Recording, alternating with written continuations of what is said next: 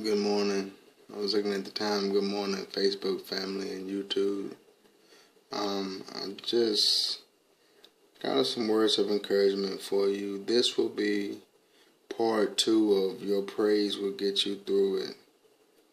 And we're still in the book of Daniel, chapter 4. And we're going to talk a little bit about the king, the same king that threw the 3 Hebrew boys in the fiery furnace.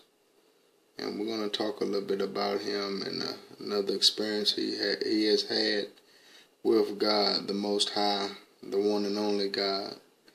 And before we get into that, I just want to let you know that it's always an honor and a privilege to do these videos. I remember when I was going through some real hard times a few years ago, that the Lord told me to get on YouTube, and He said every night there will be a word for me. And just as He said, every night it was a word that was just for me, that helped me get to another day. And now I just want to do the same thing that those preachers did for me, that encouragement they gave me. I want to do the same thing and continue to spread the gospel of God, or the gospel of Jesus, and tell about God and His Son, Jesus. And okay, we're going to get into this message. And again, it's from the book of Daniel, chapter 4. And we're going to talk a little bit about King Nebuchadnezzar's dream. He had a dream and couldn't nobody explain it to him. So he called on Daniel to explain it to him. And we're going to get into that. Upon hearing this, Daniel, also known as Belshazzar, was overcome for a time in the meaning of the dream. Finally the king said to him, Belshazzar, don't be alarmed by the dream and what it means. Belshazzar replied, Oh, how I wish the events foreshadowed in this dream would happen to your enemies, my lord, and not to you.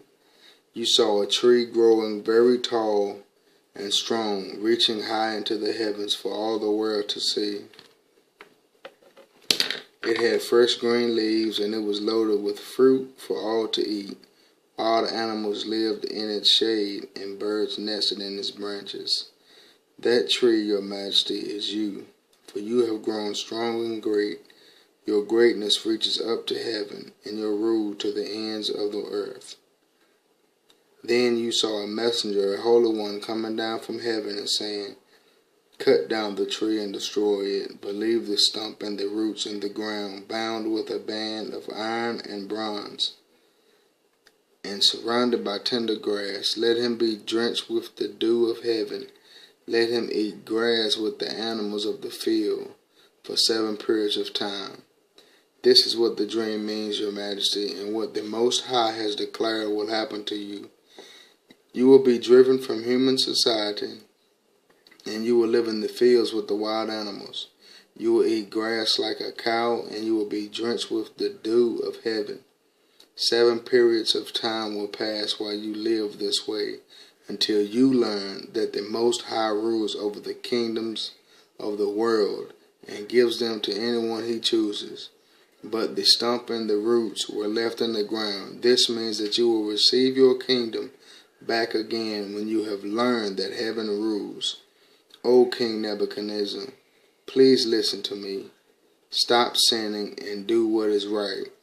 Break from your wicked past, and by being merciful to the poor, perhaps then you will continue to prosper. The dream's fulfillment. But all these things did happen to Nebuchadnezzar. 12 months later, he was taking a walk on the flat roof of the royal palace in Babylon.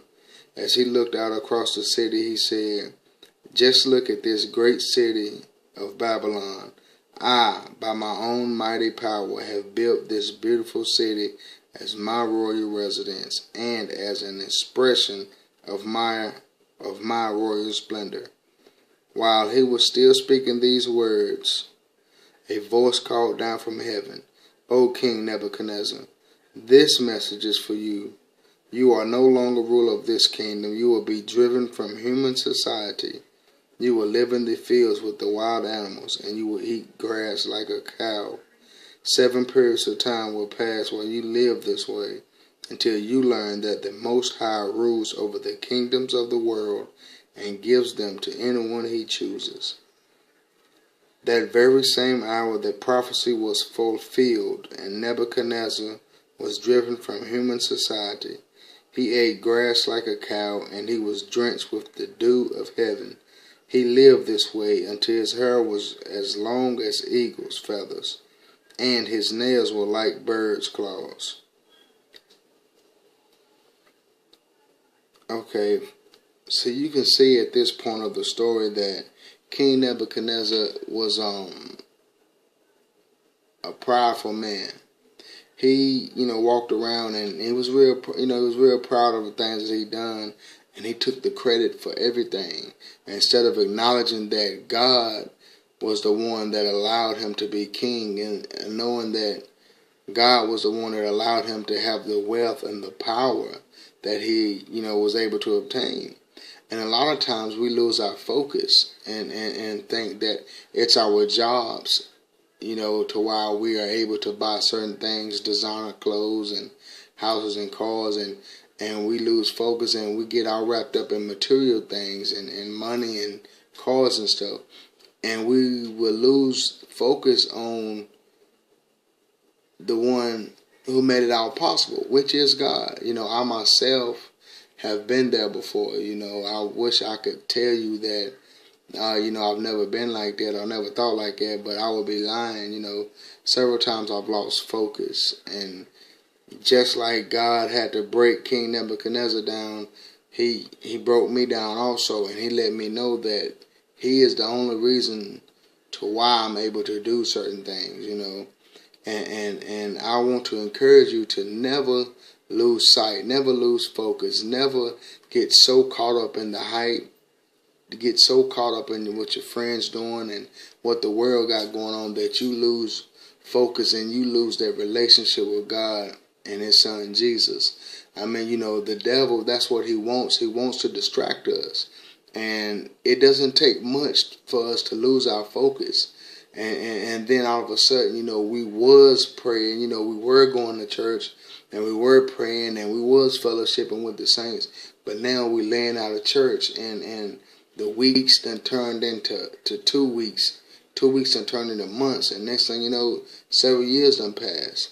And your relationship that you once had with the Lord is not where it was. And so you lost focus. And like I've said before, it's okay because we all lose focus. But the good thing about the God we serve is that he's always there. And he's a forgiving God. He's a loving God. And, and all he wanted was for King Nebuchadnezzar to realize that he was the reason to why that King Nebuchadnezzar had the success he had.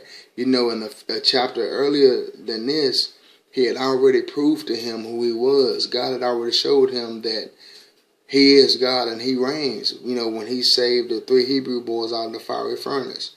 So God had already proved to King Nebuchadnezzar that he is the Most High. But once again, it's easy to lose focus on the material things that we have. So,